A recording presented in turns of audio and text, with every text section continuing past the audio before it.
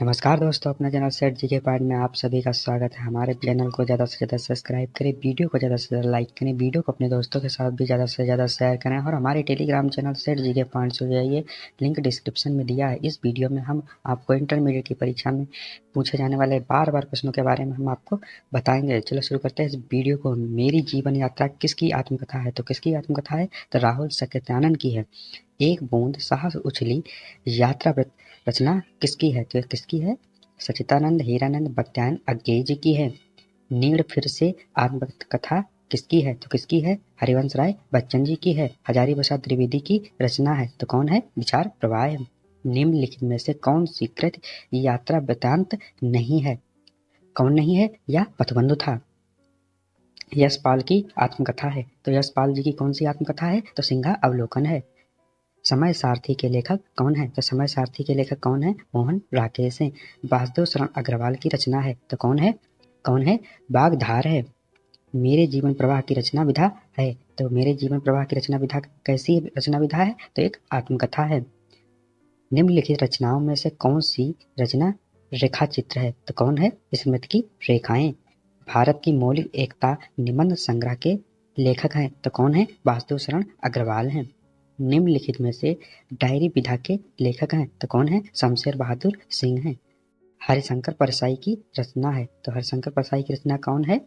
तब की बात और थी। डॉक्टर हजारी प्रसाद द्वारा लिखित हिंदी साचर किस विधा की रचना है? तो किस विधा की रचना है? आलोचना है।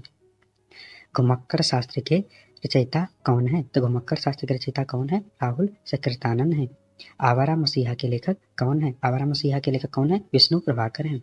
आवारा मसीहा की रचना विधा है। तो आवारा मसीहा की रचना विधा क्या है? एक जीवनी है।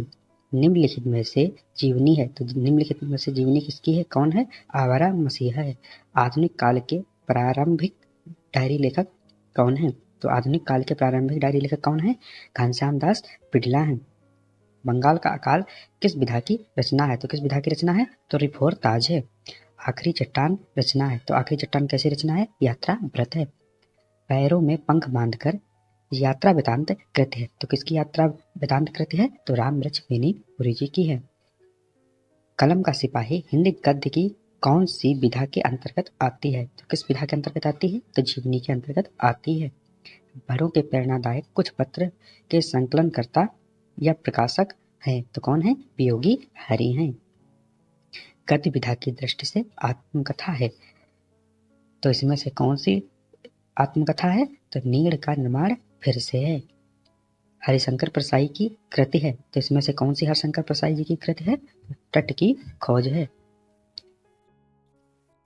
हिंदी का प्रथम यात्रा वृतांत सरयू पार की यात्रा हिंदी का प्रथम यात्रा वृतांत सरयू पार की यात्रा लिखा गया है। तो किसके द्वारा लिखा गया है? तो भारतेंदु हरिश्चंद्र द्वारा लिखा गया है। आचार्य हजारी प्रसाद त्रिवेदी द्वारा संपादित कौन सी पत्रिका थी? तो कौन थी? सरस्वती थी। कवि सुधा बचन पत्रिका के संपादक हैं। तो कवि सुधा बचन पत्रिका के संपादक कौन है? भारतेंदु हरिश्चंद्र जी हैं। आनंद कदम्बनी के संपादक कौन है? बद्रीनारायण चौधरी प्रेमघन है।